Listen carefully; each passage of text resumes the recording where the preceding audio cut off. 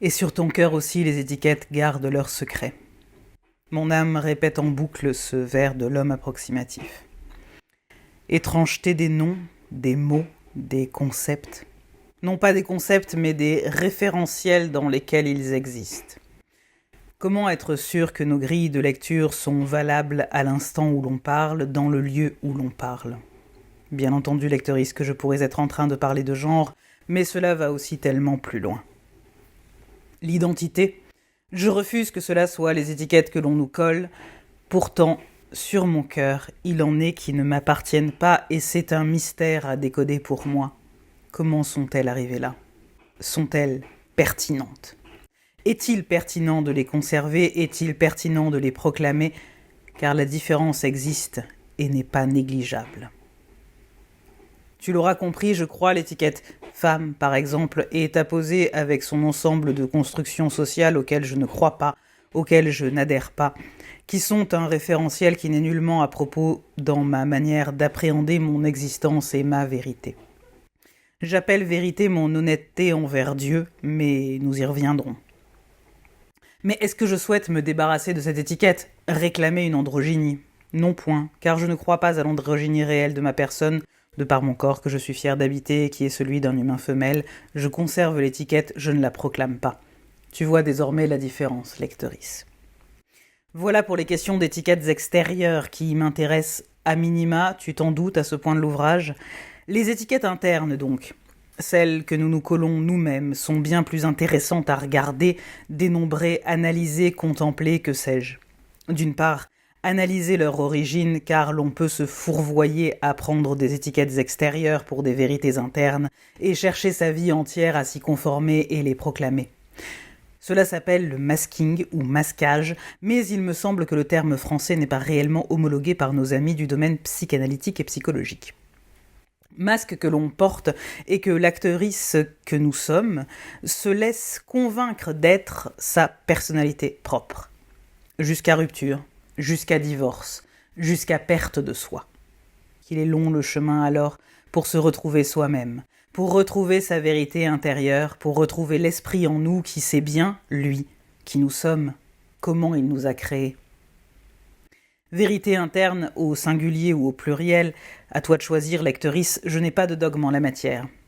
Je suis convaincu cependant que cette ou ces vérités sont le reflet de l'esprit en nous, de Dieu en nous. Si Dieu te dérange, vraiment, lectrice, prends donc l'image artistique de la vérité nue, car c'est strictement la même chose. Cherche en ton cœur quelles sont les étiquettes qui représentent cette femme nue sortant du puits des ténèbres où les convenances l'ont jetée depuis ton adolescence, ou même avant, et qui sort étincelante de rosée comme au premier matin biblique, te tendant un miroir qui, pour une fois, ne déforme pas ton image. Un miroir qui soudain te reflète entière et jolie. Il faut abolir la violence. Je sais quelle position dramatiquement novatrice, lectrice, mais laisse-moi donc préciser avant de te moquer. Abolir la violence envers soi-même sans pour autant tomber dans la mièvrerie, l'autosabotage par trop d'indulgence et la recherche d'excuses qui nous feraient passer à côté de véritables questionnements et à côté des messages de développement et d'amélioration de nous-mêmes. Car le but, lectrice, je te le rappelle, est toujours celui d'être un homme, H majuscule, un humain digne, honnête et vertueux devant Dieu ou le monde. Donc, pour reprendre la formule d'un autre grand poète francophone, je pense qu'il faut adopter envers son introspection personnelle la dynamique de l'homme de la pampa qui, bien que rustre, reste toujours courtois. Oui, se traiter avec rudesse pour reconnaître lorsqu'on se ment, lorsqu'on se laisse glisser dans des biais usés jusqu'à la trame d'anxiété, de justification, de doutes stériles, etc. Reconnaître, oui, lorsque notre comportement mental est stérile, qu'il ne porte pas la vie. Quand il nous éloigne de la bonté et de l'amour de Dieu qui sont des données perpétuelles, inévitables, des vérités absolues. Mais rester courtois pour la même raison. Ne jamais s'éloigner de l'idée que Dieu nous a sauvés une bonne fois pour toutes des besoins de justification, de légitimation de notre existence, qu'elle nous aime. Ne sortons pas les silices, les bâtons, les martinets et toutes ces autres réjouissances de la mortification que l'on nous a si longtemps fait prendre pour des chemins vers le bien-être, la mortification comme chemin vers la vie. Avec un V majuscule. J'ai beau être dadaïste, Permets-moi de te dire, lectrice, que je ne trouve franchement aucune logique à cela et que la pilule est trop grosse à avaler. Sans doute car la ficelle de soumission des masses, la lecture qui veut séparer corps et esprit, les convictions que nous devons tendre à être des âmes désincarnées pour être semblables à Dieu qui s'est incarné, ont fait leur temps, ont fait leurs dégâts et leurs préjudices. Et qu'il est grand temps de rallumer les étoiles, comme disait Apollinaire, ou de rebâtir Carthage après l'avoir si bien détruite. Personnellement, j'ai une idée fixe depuis quelques années, où j'ai failli éditer un recueil de poèmes qui s'appelait justement « Rebâtir Carthage », et qui est devenu un roman sous le titre d'Hamlet ou l'exil. Carthage fut détruite car sa magnificence et sa liberté faisaient peur au pouvoir romain qui ne souffrait pas d'avoir une possible rivale. Vois-tu où je veux en venir ? Carthage comme image du corps qui s'assume pleinement en sa beauté, en ses plaisirs et ses désirs face au pouvoir de l'Église de Rome, qui cherche à asservir les foules, confondant pour l'heure et pour longtemps encore la politique avec la foi. Pour revenir au genre, dénoncer un prétendu trouble jeté dans le concept de genre pour détourner du trouble jeté il y a quelques siècles sur le concept de spiritualité, je dénonce sûrement, car j'en ai été victime collatérale de cet endoctrinement forcé qui m'a poussé à avoir peur de mon corps, peur de mon incarnation, honte de mon corps féminin, qui pourtant ne voulait pas concevoir d'enfant et se proclame de surcroît capable de créer d'autres choses, images, poésie, récits et même cet ouvrage, lectrice. Il m'en a fallu du temps pour reconquérir l'idée selon laquelle porter du fruit pouvait être autre chose que voir s'enfler mon utérus. J'en ai vécu de la stupeur quand soudain, après des années à être élevé et considéré comme un humain non genré, comme une nonne en devenir, lorsque le traité de paix fut signé entre mon âme et mon corps et qu'enfin dans ce miroir je me fus trouvée belle, j'étais le diable incarné. J'avais brisé le tabou ultime de cesser de souffrir et de cesser de m'ignorer, j'avais brisé le mur de me réconcilier avec mon corps en me montrant que ne s'en suivait pas, immanquablement, de devenir l'esclave de mes passions.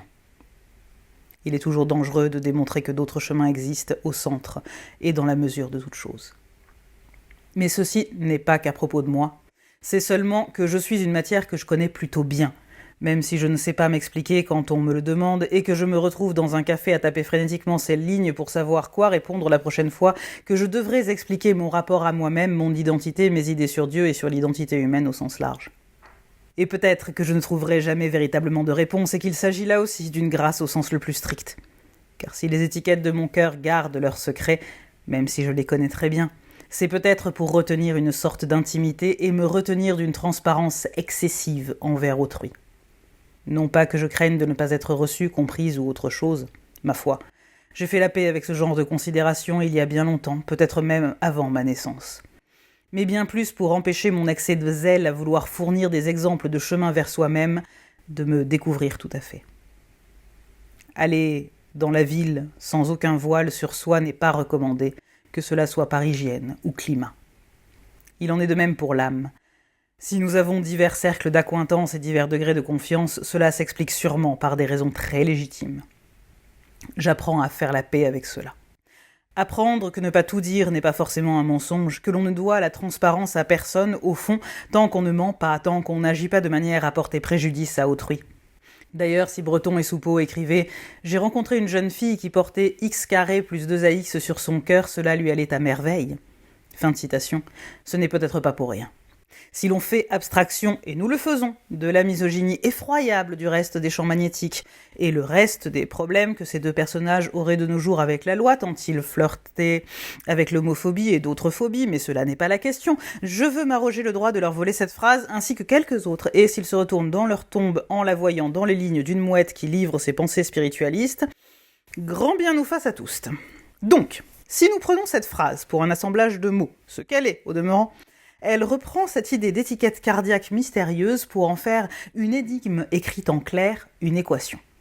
Par extension, les personnes que nous laissons pénétrer plus ou moins loin dans la lecture de nos propres étiquettes ne sont que les cryptographes qui auront su, plus ou moins, les lire et les déchiffrer avec plus ou moins d'indices. Ensuite, demeure la question perpétuelle de savoir exprimer qui l'on est, puisque nous ne sommes pas des îles solitaires, mais bien des êtres vivants en communauté. Comment faire état d'un mystère, le verbaliser en le gardant secret. Les liturgies religieuses le font depuis des millénaires et pourtant nous échouons bien souvent à considérer cela comme à l'appliquer à nous-mêmes. trouver ce qui en nous sera exprimé par le symbole extérieur, ce qui sera du domaine du verbe, ce qui sera conservé dans le silence de nos cœurs, en somme, ce qui sera gravé au mur, ce qui sera psalmodié, ce qui demeurera dans le tabernacle ou sous l'autel. Oui, il y a des recoupements, et si je porte une croix, je peux verbaliser que je suis chrétienne, mais si je porte une croix, c'est aussi pour ne pas avoir à le verbaliser, pour le montrer, et que cela soit acquis comme faisant partie de l'équation pour autrui.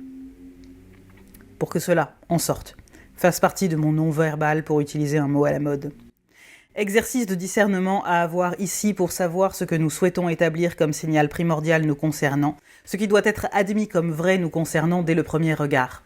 Identité de genre, de nationalité, de culture, que sais-je, et lesquels, bien sûr, lesquels nous ne pouvons pas ignorer et devons apprendre à vivre avec autant de fierté et de vérité que possible, couleur de peau, genre supposé, etc.